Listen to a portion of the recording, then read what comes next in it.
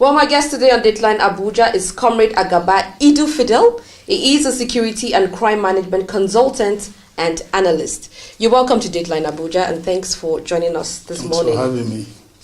Well, today we'll be discussing about the overhauling of the Special Anti-Robbery Squad, the Sars. Let's talk about first the reformation going on, or the proposed reformation of Sars. What's your idea on it?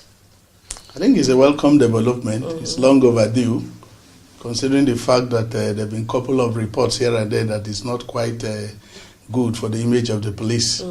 So it's a good intention in the right direction.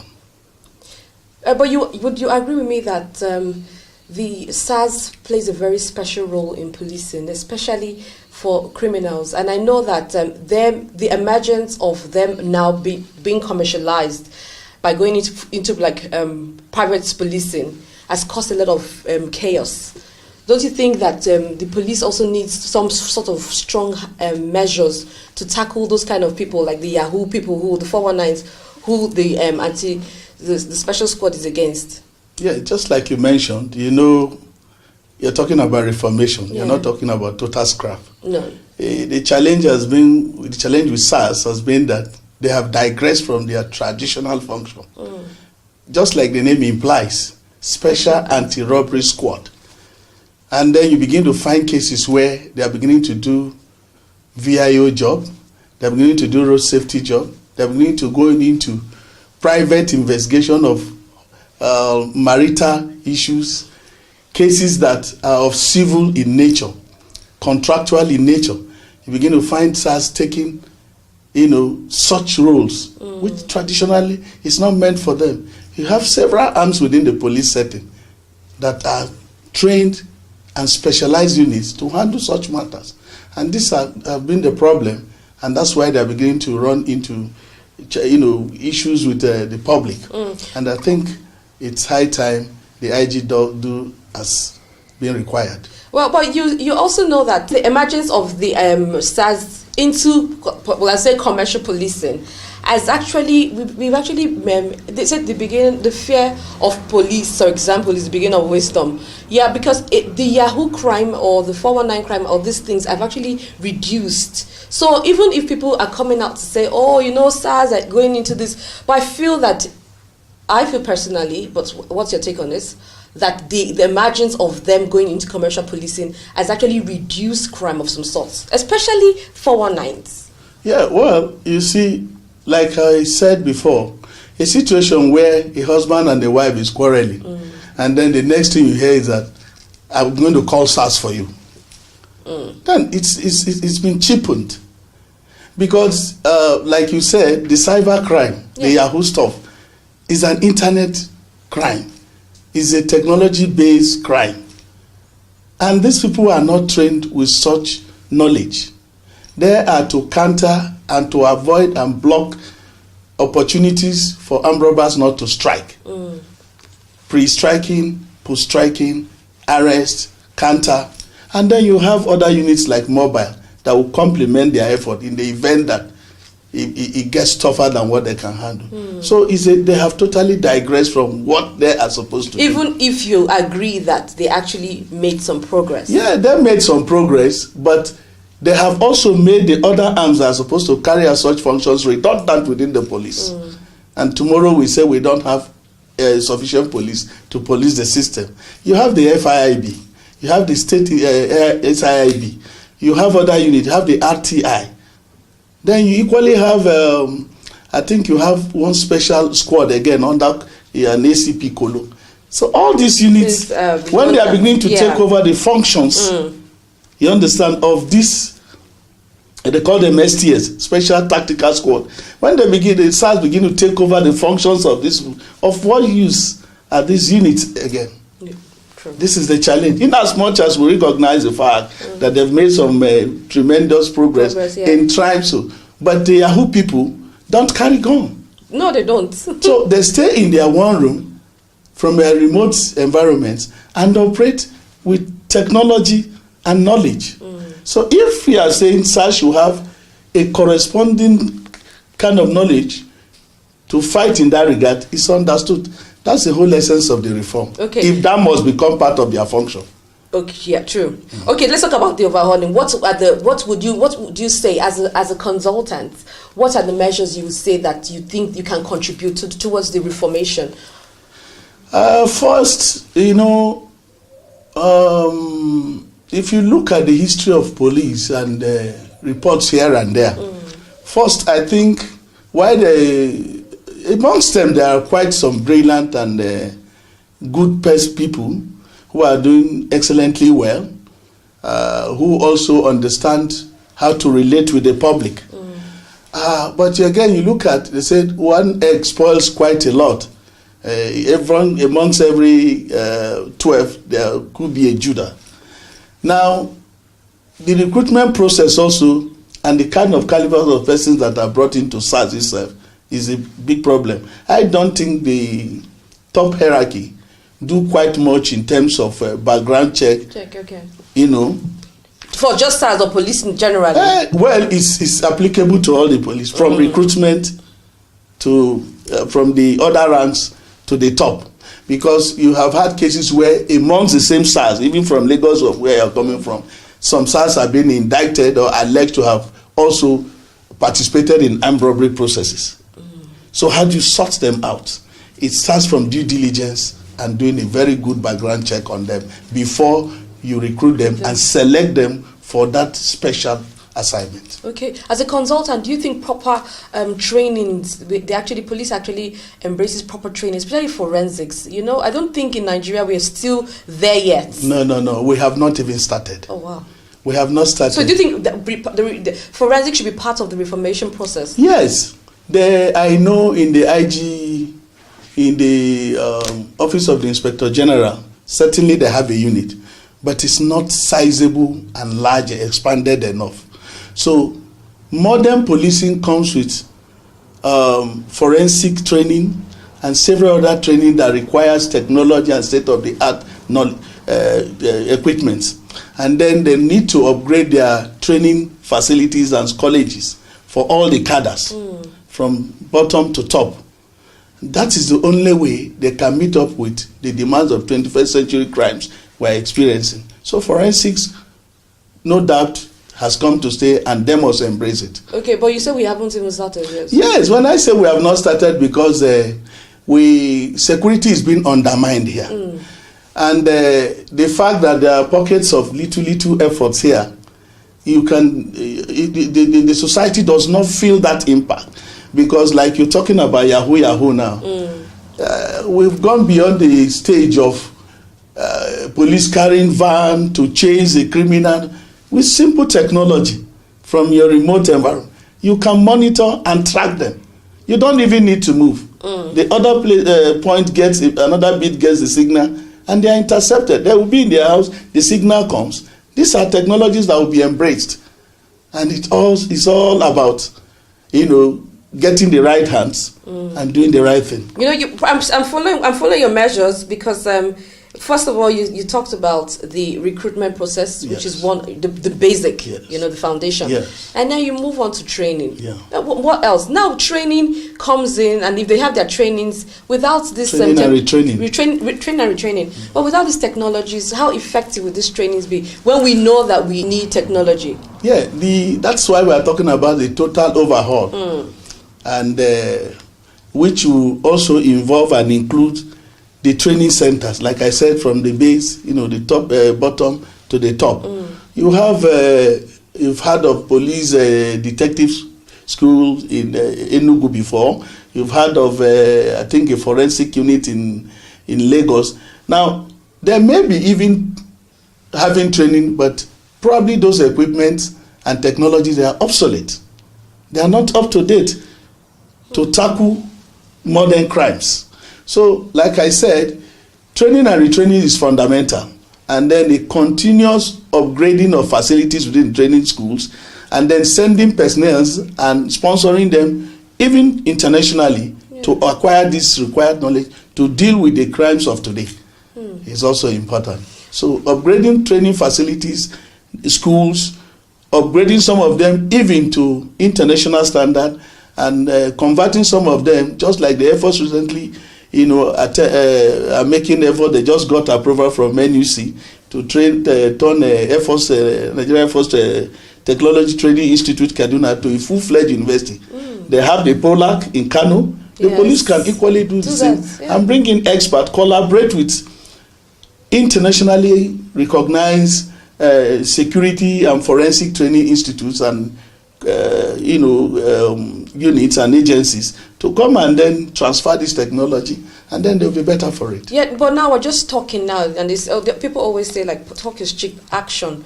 What do you think the police? What are the challenges the police is facing, and why can't they upgrade in standards of technology and these trainings we're talking about? Because it's very necessary. The problem, it's not only within police. What's we're talking about? It's a systemic. Okay, it's a systemic problem anyway. So let me zero it to the police. Yeah. And systemic problem has been bedeviled by corruption. And that has been the ban why most of these things cannot see the light of the day. Go to the offices, you see great proposals from recognized security certified professionals making good proposals to the police. But will they give it to the people that knows how to do the job and that will bring in the technology that will change the status quo? No, because interest has been the major problem. Who does what, who is going to give a better kickback, who is going to be the front. You've had cases of the signed contracts. A typical example is you've seen the Abuja acclaimed CCTV cameras all over the place, which would have aided the police work easily. But you can see that it's just poles and metals everywhere. In the 21st century, do you need such a gigantic equipment to monitor crime when the criminal already knows that there is a gadget that is monitoring? They know what to do to disable it. So the police need to get the right hands, right companies to come in and help them out. And then the issue of corruption. And that's what the current administration of President PMB, Buhari, is trying to do across board. I'm sorry, without any apology, I'm a loyalist and a supporter of the anti-corruption drive of the president. That searchlight should be extended to the police. You've had cases of police revolting, their welfares are not being taken care of. What do you expect the average policeman who cannot even afford to pay transport back home to the close of the day's work, or feed his family, or have a good accommodation? What kind of performance are you expecting from that person? Certainly the person will not give his best. It will not. So you need to empower the police, deal with the issue of corruption, and then bridge the gap between the top and the bottom cadre. There's so much gap between them. The people at the lower base, which are the other ranks, are just answering police, but they are not getting any benefits that will make them be proud to the policeman. And that has pegged them against the public. Yeah, everybody knows. Everybody knows. You call your child now, go to school and do a simple, do a little opinion poll. You ask a child, what will you want to become? I guess out of 100, you will not see 3 children saying, I want to be a policeman. Yeah. Why? Because they've been projected in the bad light. So the image laundering. I was waiting for image laundering. Yeah. Corruption within the system. A rebrand system. Yeah. Fish out the bad eggs, retrain them, equip them. You're talking about, when I mention corruption, I'll make a reference to, you remember the case of Kenny Martins, the police equipment fund. Today, the public is yet to see anybody being punished for that alleged crime and embezzlement. It has died. You can imagine how many billions went through that good intention that was meant to upgrade the police facilities and what have you. Some other persons will sit and embezzle such. So until we deal with the issue of corruption within the police and make the policeman comfortable to do his job and be patriotic enough to look at the interests of the society and the Nigerian as a whole than their own personal, because somebody cannot be thinking of his welfare When he's working. And then when he's working, and then he's not sure of the next meal, he's not going to give his best. Yes. He's not going to give his best. So these are the issues with the police. Let's talk about community policing. You know, we actually say we're touching that. Don't you think it's also a welcome development? In Lagos State, we have something called the community policing, the watch. Yeah, okay. In Abuja, don't you think that's a welcome development? No. To assist across all states? All over the federation. Yes. I am not an advocate and a supporter of the community policing. Okay, why? Yes, Nigeria, for now, we are not matured politically and, or let me say democratically, and to go into that now, considering the type of thuggery and thugs that have been breeded within the political environment, especially when elections come. Oh, I guess. So we foresee a situation where it can be hijacked by within the powers that be within the state. Okay. And then come to look at it. If you say community policing, state police, who is going to train them? It's the same federal police you are talking about, because it's going to be a transfer of knowledge. They are going to go through the same kind of police training. So it's the same thing. The problem is not about creating local police or state police, because even the police that were claiming and then shouting that they are not adequate, you've seen almost 1/4, or let me say half of the, no, I think I should not exaggerate, 1/4 of the Nigerian police have gone into VIP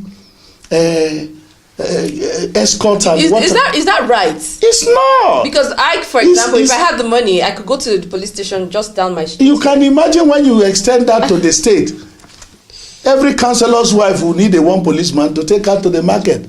They have need to hold bags here and there. True. We need to withdraw. We are not saying that some VIPs should not be given some. Should they be given? Yeah, there are some persons that the state need to give them some kind of protection. But if, for Christ's sake, if they have nothing to fear and their hands are clean, what is the essence of having all these people following them? They should come out. The same people that you came to appeal to vote you into power, and the same people you are working with in the same secular society. So why are you running away from them if you have nothing to hide? These are the questions. So that is one. On the other hand, then I think I would rather suggest and advocate for the inclusion of the informal sector, informal security sector, the professional securities in the villages. You are talking about vigilantes. Okay. You are talking about youth groups who form themselves together and volunteer within the community setting, local government level, and then professional security outfits, and people who are also going to form corps, security corps, as volunteers to support. Volunteers? Yes. What you need is to bring this informal sector,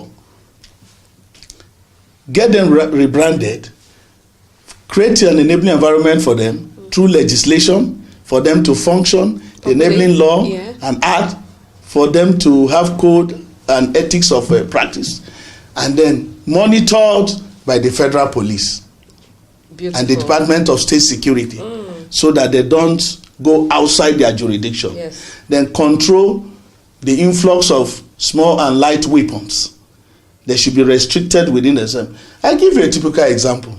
Every average community knows who is good. The inhabitants know who is good and who is bad. Yes.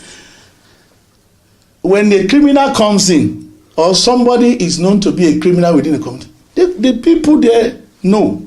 They have the intelligence better than you coming from outside. The problem has been intelligence failure and intelligence networking. No intelligence. And the people cannot confide in the police because the police cannot equally protect the person giving her the information. People don't have that confidence. Should I let go? Tomorrow the person is, released, and then he comes after me because he will get to know I gave this information. So when that collaboration is there, that synergy is there with the informal security outfit, the local vigilante, just like what the governor in Lagos said, he's done noble. That's quite model and unique. If all states will embrace that, down to the local government, it's they're called community watch. Something like that. You understand? They know the environment better. Somebody in Ajegule knows who is living in a particular street better than somebody coming from VI. Yes. So the neighborhood watch keeps an eye. They are watchdogs who will now interface with the federal police and then the regional and state headquarters of the police. They'll be feeding them with information. But they are monitored. But they are managed by the federal. That's why I say the need for legislation and enabling act to give them guidelines of operation is what is required. It's a fantastic and the little support from both the local government level to state level to the federal, just to support their operations.